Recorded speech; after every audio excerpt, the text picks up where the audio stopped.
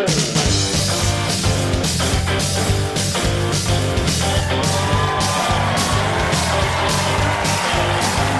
and gentlemen, coming at you like a quiz-flavoured rock and roll juggernaut, it's RocKwiz! Please welcome the musical backbone of this beast. On drums, Peter Luscombe. On the bass guitar, mighty Mark Ferry. And on the keys and the strings, jumpin' James Black. Now, when beauty meets brains and questions meet quizzing, you've got yourself a perfect storm. Alert the Bureau of Meteorology. It's your host, Julia Zamiro!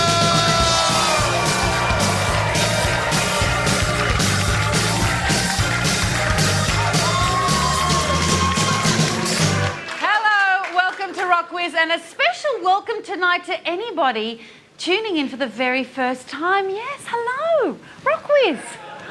6 seasons, 4 years, an AFI award, 84 episodes.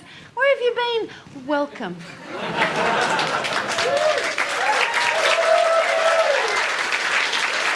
And now, a man who is so not vain, I bet he doesn't think this intro is about him. Please welcome the all-seeing, all-knowing Brian Nankervis. Thank you, Julia. And tonight we salute Joe Pine, a 60s talk show host with a wooden leg, who, interviewing Frank Zappa, remarked, "So with your long hair, I guess that makes you a woman." Frank's response was swift, "So with your wooden leg, I guess that makes you a table."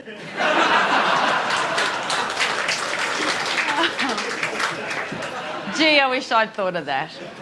Our contestants tonight share 3 things, ladies and gentlemen: a love of music, a knowledge of music trivia, and a tendency to burst through faux velvet curtains onto national television when the band strikes up Saturday Night's All Right for Fighting.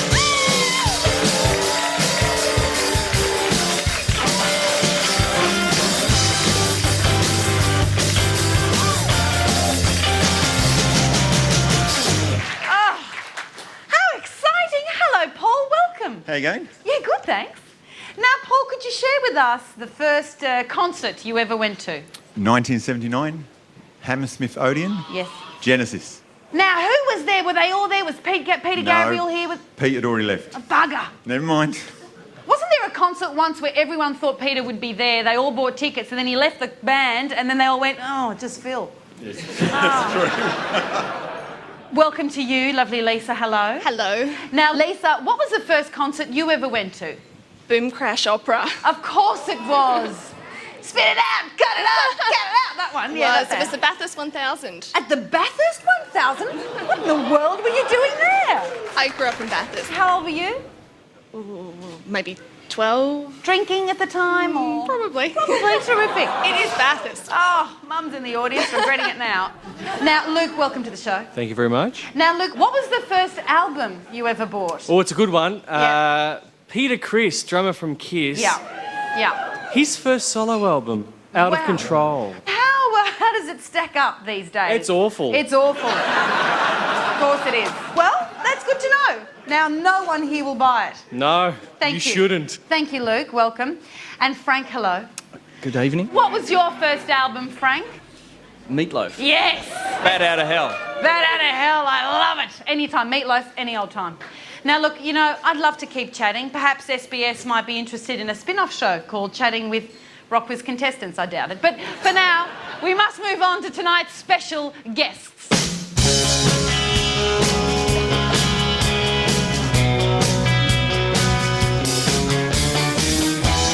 But who can it be now?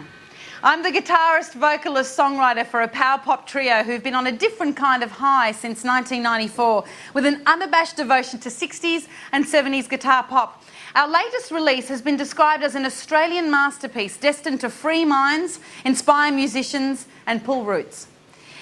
I wrote my first song at 14 and it became a mantra for me during cross-country running events.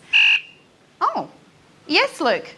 Is it Ash Naylor? Please make him very welcome from Even, Mr. Ashley Naylor.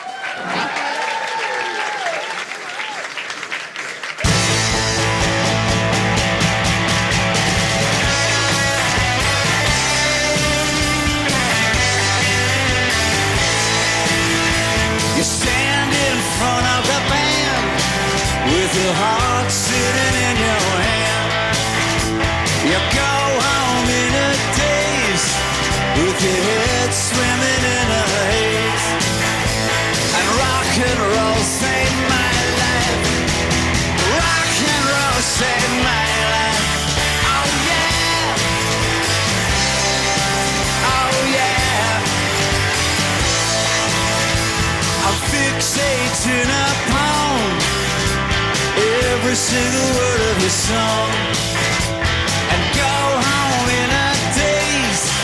And I always stay that way. And rock and roll saved my life. Rock and roll saved my life. Oh yeah. One more time. One more time.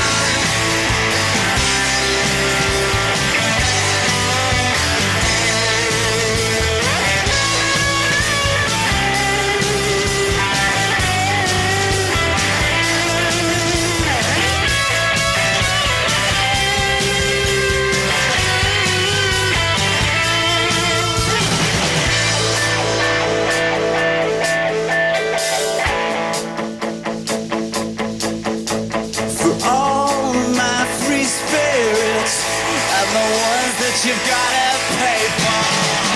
I gladly fantasize about a long and forgotten time. 'Cause modern life to me is so full of uncertainty. And rock and roll saved my life. Rock and roll saved my life. Oh yeah. One more time. One more time. One more time.